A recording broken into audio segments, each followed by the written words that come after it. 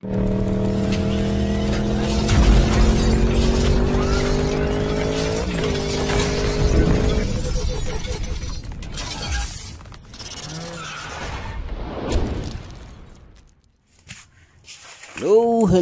magandang oras, araw mga kadiskarte. Saan man pa kayo panig ng mundo, may panibago tayong project dito. Isang lumang pressure washer. Yan.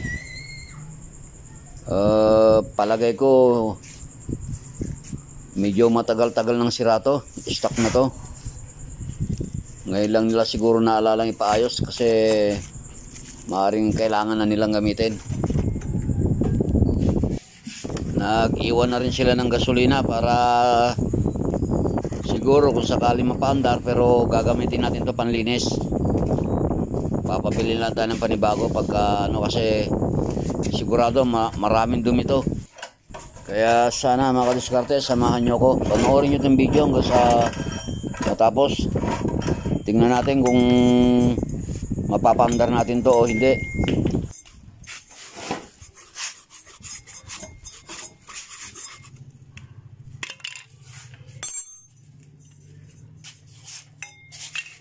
Grabe ang dumi. Pero umiikot pa naman siya, gumagana pa naman.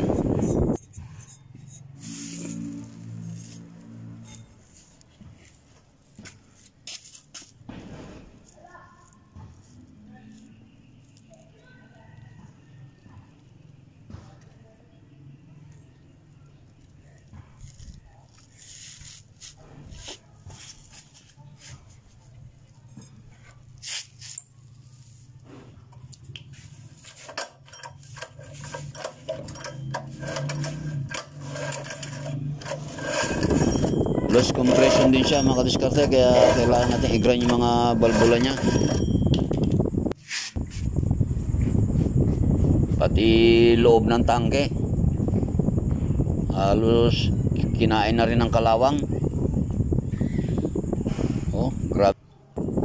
Pati yung strainer niya wala na rin yung screen. Pagka linagyan natin to ng gasolina, antimano, pati dumi dire-diretso na sa loob ng karburador. Kaya kailangan lagyan to natin ng panibagong filter para masala yung dumi. Ano sa palagay niya mga kadiskarte? Itong itsura ng karburador na to, may pag-asa pa kayong gumana to? Yan o, grabe na yung kalawang.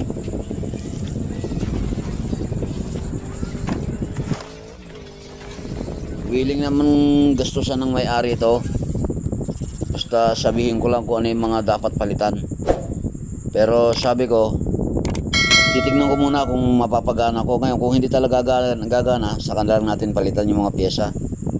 Kasi para sa akin lang, natutuwa ako pagka ganitong klase mga ginagawa ko, yung alanganin. Ito kasing ganitong klase ng trabaho, yung mga ginagawa ko na ganito, na pinagdududahan na kung mapapagana po o hindi na hindi ka magpapalit ng pyesa, tapos sa akin napagana ko na hindi ako nagpalit ng pyesa. Parang napaka gaan ng pakiramdam ko. Naiisip ko sa sarili ko na kaya ko pala kahit hindi ko na ako magpalit ng pyesa. So yan mga kadiskarte,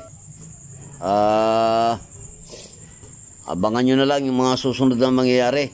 Tsatsagain ko munang linisan tong karburador niya. Sana gumana pa siya para hindi na tayo magpalit. Tsaka pabor na rin sa may-ari kasi hindi na siya gagastos na malaki.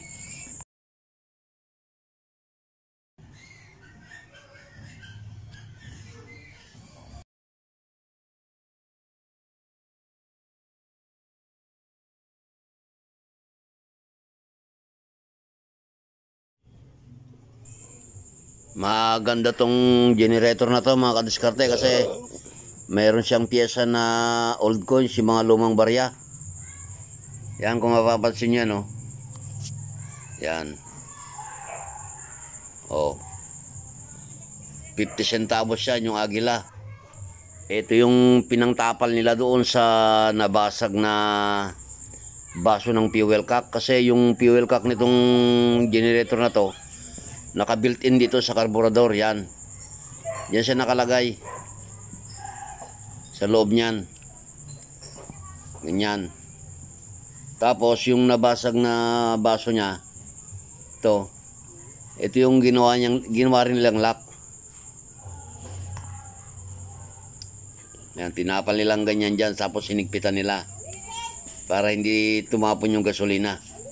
Talaga ibang utak ng Pinoy pagkadating sa ganitong mga gawain. Grabe, hindi matatawaran. Basta Pinoy. Ibabalik na lang natin tong goma ng fuel cock, tapos susubukan na natin. Sana gumana siya mga kadiskarte. So yan, okay na mga kadiskarte. Kakabit na lang natin, sana umubra. Bali, dito natin ilagay sa labas yung filter niya. Wala kasi mapaglagyan ng iba.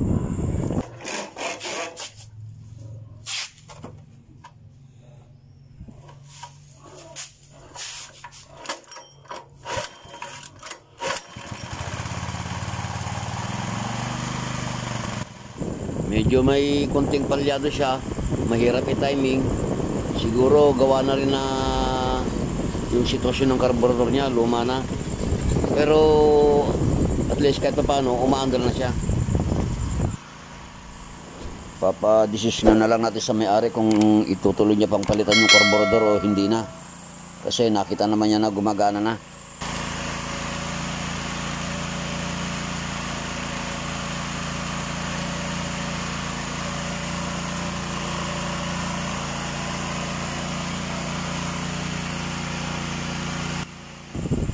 Okay pa naman itong saksyon niya.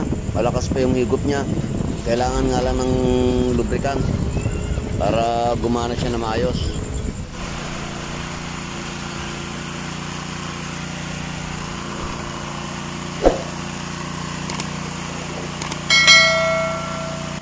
Hangin pa lang ang higop niyan, malakas na. Lalo na pa kaya kung may tubig, di mas lalo na malakas. So kaya okay pa itong pressure washer niya.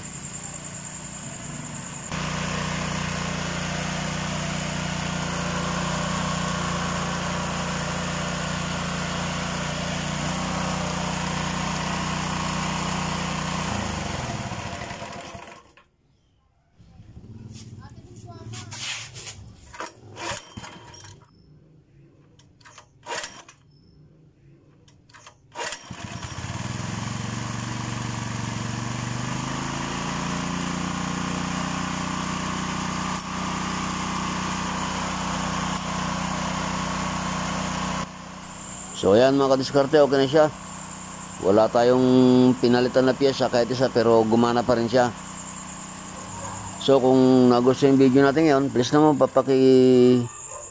subscribe yung aking channel at pakipindot na rin yung notification bell para lagi kayong ma-update sa mga susunod pa natin mga videos. At kung may mga katanungan kayo, i-comment nyo lang sa baba, tapos sasagutin natin yan. At kung may mga topic kayo na gusto nyo igawan ko ng content, gawa natin ng video, sige, i-comment nyo lang at susubukan natin gumawa ng video para sa inyo. So, hanggang dito na lang. Maraming salamat. Bye bye, God bless, at mabuhay po kayo.